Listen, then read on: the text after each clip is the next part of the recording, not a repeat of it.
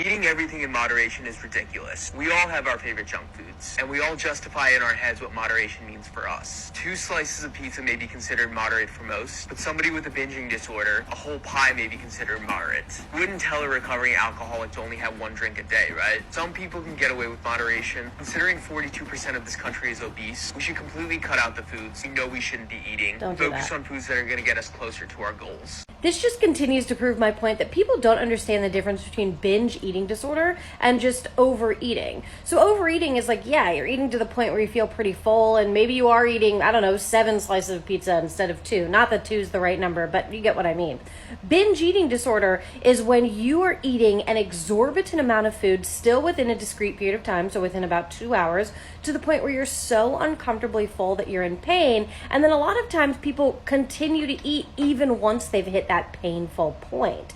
Now, I've specialized in eating disorders for the past 10 years, and I have never met anyone with binge eating disorder that comes in and is like, yeah, what I'm doing is moderation. This is normal. People recognize that what they're doing isn't good for them, and then they seek help. Now, on that same note, the problem here is that a lot of times binge eating disorder stems from restriction. Now, that might not be restriction earlier that day. That could even be restriction earlier that month, or a lifetime of chronic dieting that now they're binging. Or sometimes people lived in poverty and they didn't know where their food was going to come from, so now they way overeat because they're always afraid that they don't know where their next meal is going to come from, even if they're in a financially better situation.